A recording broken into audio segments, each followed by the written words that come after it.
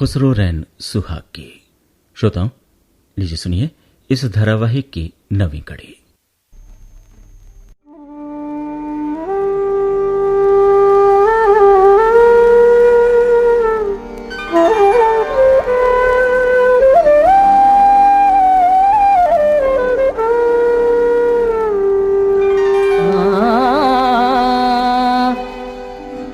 खुसरो रैन सुहाग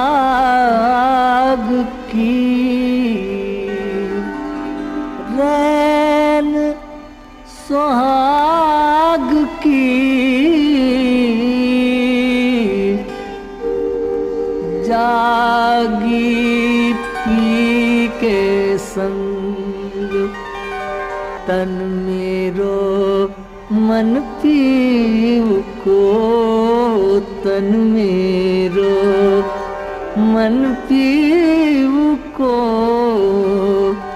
दो भैक रंग। धारावाहिक खुसरो रैन सुहाग की पिछली कड़ी में आपने सुना कि खुसरो शहजादा सुल्तान मोहम्मद की मौत के बाद दिल्ली वापस आ गए हैं। खानकाह के कलंदर और मस्तानिया बहुत खुश हैं। छम्मो खुसरो के गीत गाती है। खुसरो खानकाह में आते हैं तो कलंदर और छम्मो के साथ हंसी मजाक शुरू हो जाता है, पहेलियां पूछी जाती हैं। खुसरो की मां खुसरो को दिल्ली छोड़कर जाने को मना करती है, लेकिन खुसरो की बीवी बानो खुसरो की मजबूरी समझती है और खुसरो को दिलासा देती है। खुसरो सुल्तान कैकबाद को पसंद नहीं करते, इसलिए वो अमीर हातम खां खाने खाना के नदीम बनकर उसके साथ अयोध्या चले जाते हैं। अयोध्या उन्हें पसंद है, लेकिन वो दिल्ली को याद करके खून के आंसू रोते रहते हैं। अब और आगे।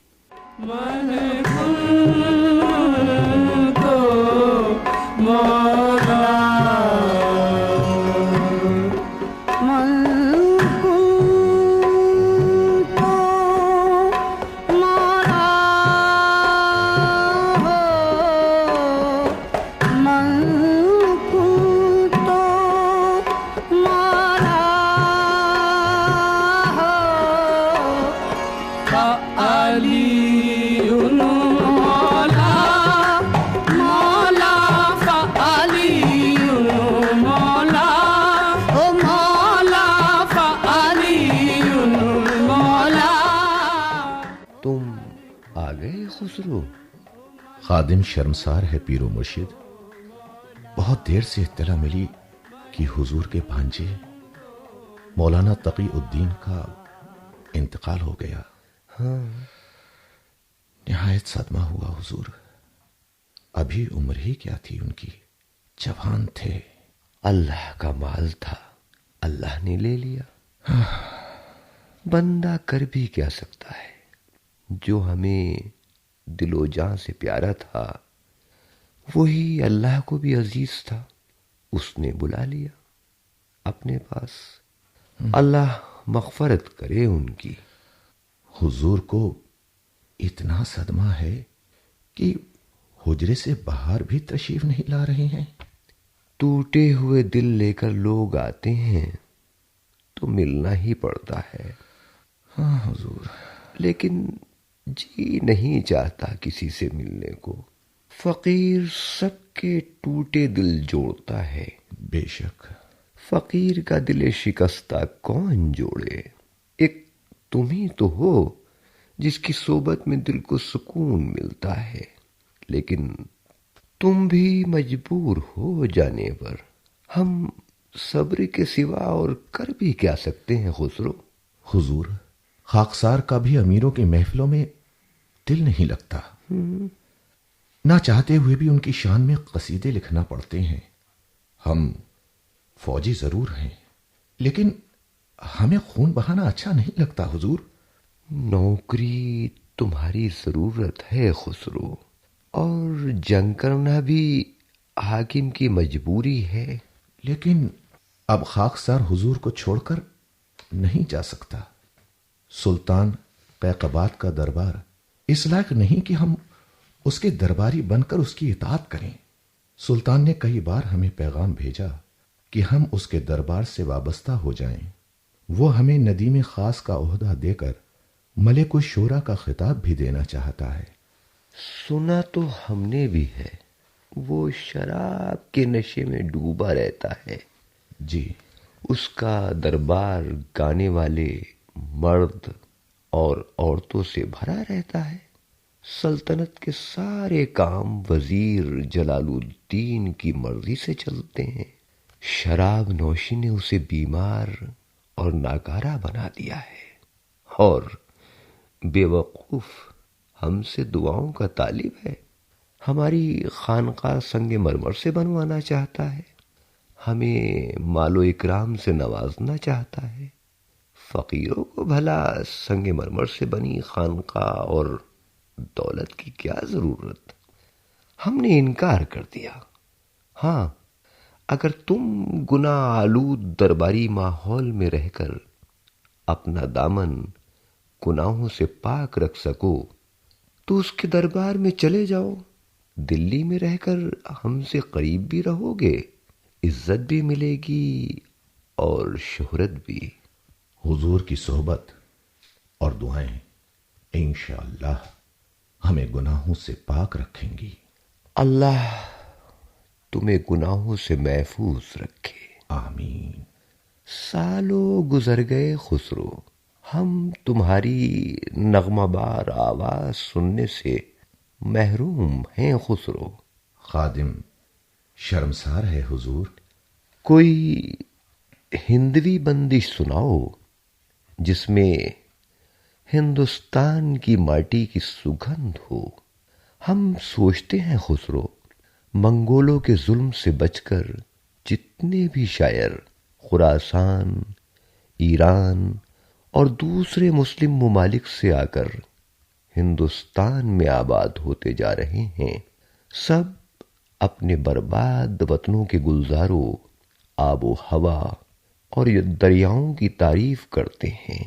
ہندوستان کی تعریف کیوں نہیں کرتے، جہاں قدرت نے اپنی شان جمالی کو پھولوں، پھلوں، دریاؤں اور موسموں کی شکل میں بکھیر دیا ہے۔ بے شک خادم پیر و مرشد کی ہدایت پر عمل کر کے فخر سے کہتا ہے، ترک ہندوستانیم من ہندوی گویم جواب، شک کرے مصری ندارم کز عرب گویم سخن۔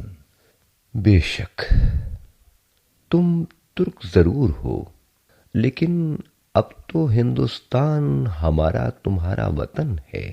تمہارا فارسی کلام تو صرف فارسی دانوں اور درباروں تک محدود رہے گا، اور ہندوی شاعری کو ہر ہندوستانی آنکھوں کا کاجل بنا کر لبوں سے چوم لے گا۔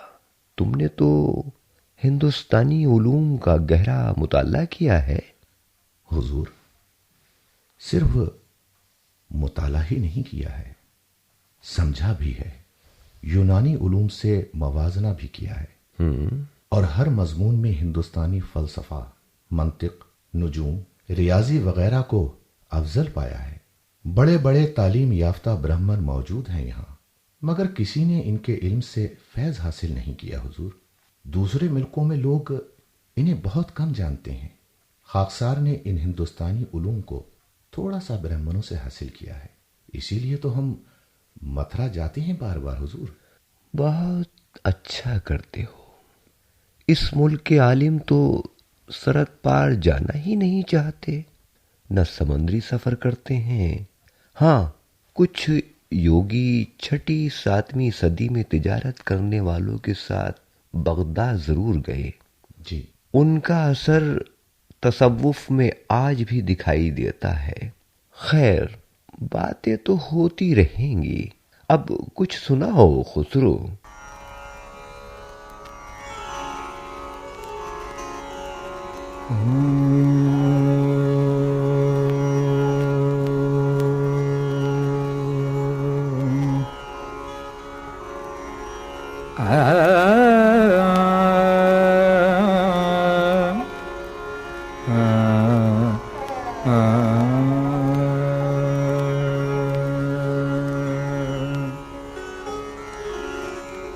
حضرت خواجہ سنگ کھیلیے دھمال حضرت خواجہ سنگ کھیلیے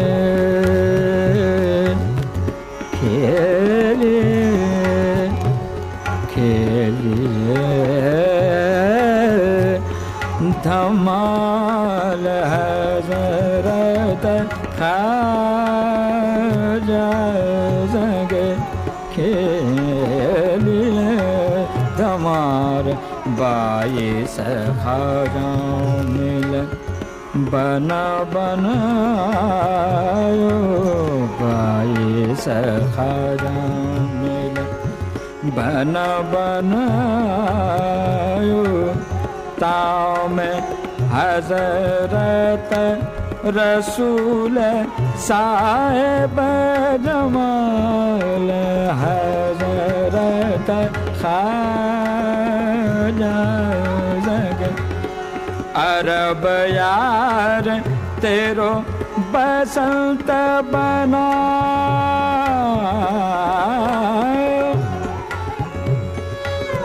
عرب یار تیرو بسنت بناyo صدا رکھیے لال گلال حضرت خواجہ سنگ کھیلیے دھمال حضرت خواجہ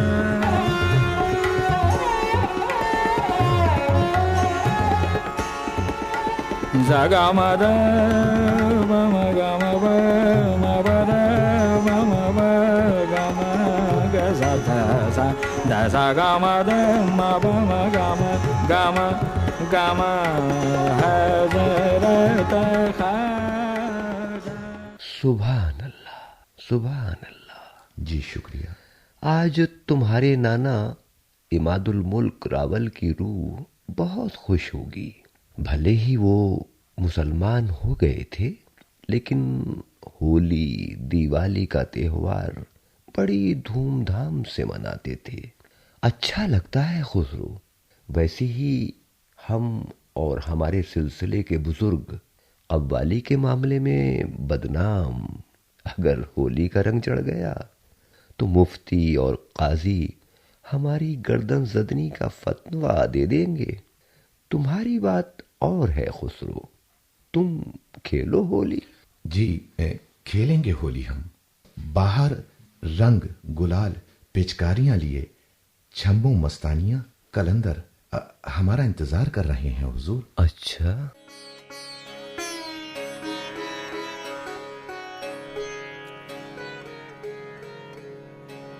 گنج شکر کے لال نظام الدین گنج شکر کے لال نظام الدین گنج شکر کے لال نظام الدین چشت نگر میں بھاگ رچایو چشت نگر میں بھاگ رچایو گنج شکر کے لال نظام الدین گنج شکر کے لال.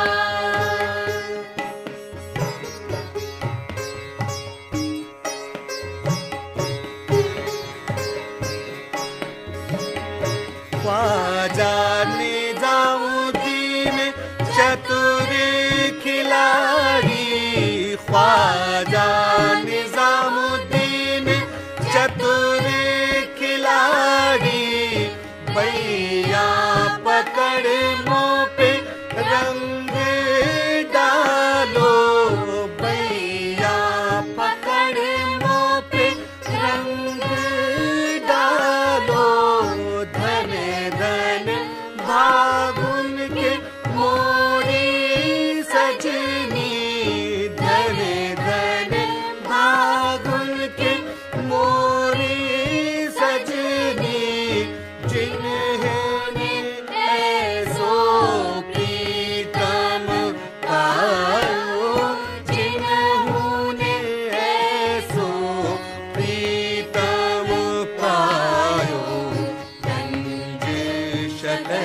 کے لال نظام الدین گنج شکر کے لال نظام الدین چشت نگر میں آگ رچایو چشت نگر میں آگ رچایو.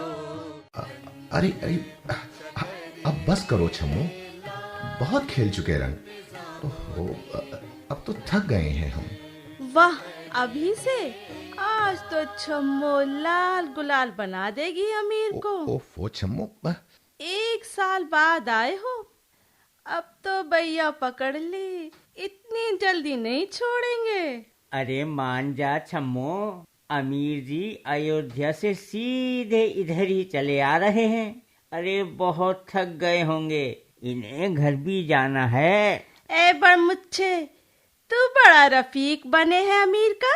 تھک گئے تو لیٹ جائیں، ہم پاؤں دبا دیں گے. چھمو دیکھو، گھر پر ماں انتظار کر رہی ہوں گی ہمارا. اب تو ہم آ گئے ہیں نا، روز آیا کریں گے.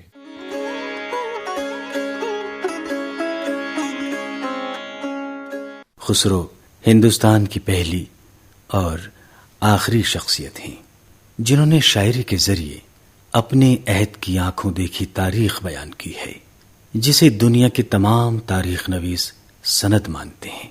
انہوں نے 1275 سے 1325 تک 50 سال سیاسی ماحول میں گزارے. اس مدت میں خونی انقلابات آئے. بلبن نے بنگال میں ہزاروں باغیوں کو سولی پر لٹکایا. سڑکوں پر خون کی ندیاں بہنے لگیں. بادشاہوں اور درباری منصبداروں کے خاندانوں پر تباہیاں آئیں. تخت و تاج پانے کے لیے باپ بیٹے، سگے بھائی ایک دوسرے کے جانی دشمن بن گئے. لیکن امیر خسرو کے درباری مرتبے اور مزاج میں کوئی فرق نہ آیا. انہوں نے سیاسی ماحول میں جیتے ہوئے بھی سیاست سے دامن بچائے رکھا. دربار اور حضرت نظام الدین اولیاء سے تعلق بنائے رکھا. ان کا کلام اور سنگیت میں یوگدان اس عہد کی سیاسی، شہری اور دیہاتی سماجی زندگی کا آئینہ ہے جس میں ہندوستان کی گنگا جمنی تہذیب کی صورت صاف نظر آتی ہے. خسرو کے کلام اور ان کی زندگی کے واقعات کی یہ تاریخی جھلکیاں ہندوستان کی تہذیبی تاریخ کا جیتا جاگتا نمونہ ہے. دکن کی راجدھانی دیوگیر کا حال خسرو کی زبانی سنیے.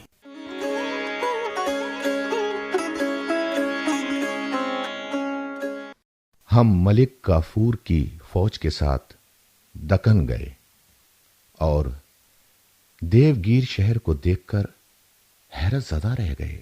اگر مصر اس کی شہرت سن لے تو ایسا شرمسار ہو کہ اپنی صدیوں پرانی عظمت کا لباس دریائے نیل میں پھینک دے. اور اگر بغداد ایک نظر دیکھ لے تو اس کے 2 ٹکڑے ہو جائیں. اس کی ہوا جنت کی ہوا کی طرح ہے، جس کی خوشبو سے سارا شہر مہک رہا ہے. ہر بازار گلستاں کی طرح خوبصورت ہے. دکانوں پر جوہری، سونے چاندی کے سکوں کے ڈھیر لگائے بیٹھے ہیں. پھل اور پھول بہت ہیں. موسیقی کے نغمے در و دیوار سے پھوٹ کر فضاؤں میں گونج رہے ہیں. اگر دیوگیر کے سنگیت کو مردہ بھی سن لے تو زندہ ہو جائے.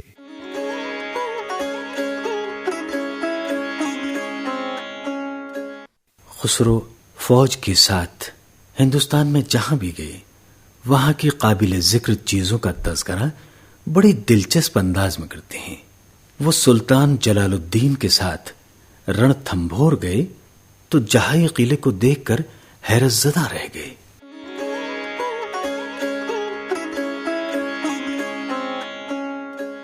قلعے کی بلندی آسمان کو چوم رہی ہے. سارا قلعہ سنگ خارا سے تعمیر کیا گیا ہے، جس پر حسین نقش و نگار کی منبت کاری ہے. ऐसा लगता है कि हिंदुओं की जन्नत है। दरो दीवार पर बनी तस्वीरें देखकर मानी जैसा अजीम मुसव्विर भी शर्मा जाए। पत्थरों की सैकड़ों ऐसी शाहकार मूर्तियां हैं जिनकी नजाकत को मोम से भी नहीं बनाया जा सकता है।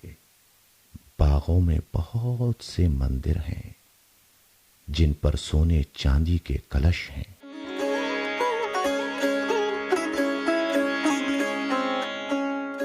खुसरो ने मुल्की इंतजाम के बारे में भी शायरी की जबान में तारीखी मालूमात फराहम की है। डाक की तफसील खुसरो की जबानी सुनिए।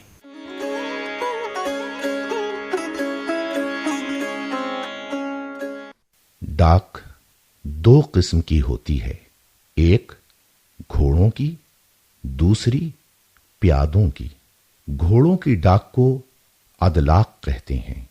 मुकर्ररा फासले पर घोड़ा बदला जाता है ताकि ताजा दम घोड़े तेजी से दौड़ सकें। पैदल डाक का यह इंतजाम है कि गांव के बाहर चौकियां होती हैं जिनको दादा कहते हैं। हर हरकारा डाक आगे लेकर जाने के लिए कमर कसे बैठा रहता है और जब शहर से डाक चलती है तो हरकारे के एक हाथ में डाक का थैला और दूसरे हाथ में 2 गज लंबी छड़ी होती है जिसके सिरे पर घुंघरू बंधे होते हैं, जिसकी आवाज सुनकर चौकी पर बैठा हरकारा डाक आगे ले जाने को तैयार हो जाता है।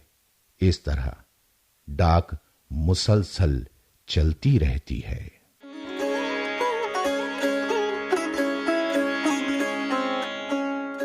दरबार और अमीरों से ताल्लुक रखना खुसरो की जरूरत भी थी और मजबूरी भी। सियासी हालात का तकाजा था कि हुक्मरां और अमीर को नाराज न किया जाए, दरबार से भी ताल्लुक रखा जाए और हजरत निजामुद्दीन औलिया से भी। खुसरो ने 50 साल तक इन दोनों रिश्तों को खूब निभाया। खुसरो को यह फायदा जरूर हुआ कि उन्होंने सुल्तानों और अमीरों के वसीले से हिंदुस्तान के बहुत से इलाके और लोगों की समाजी जिंदगी का मुशाहिदा करने का मौका मिल गया। ये उनकी खुशनसीबी थी कि हर सुल्तान और हर अमीर खुसरो को अपने दरबार में देखना चाहता था। जब वो सुल्तान कैकबाद के दरबार में पहुंचे तो उन्हें मलिकुश्शोरा के खिताब और नदीम खास के ओहदे से सरफराज किया गया।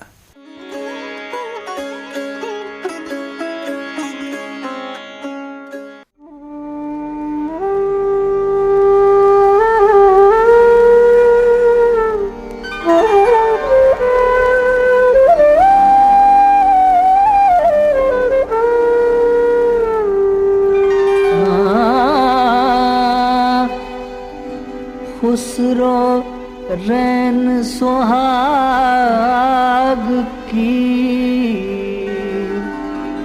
रैन सुहाग की,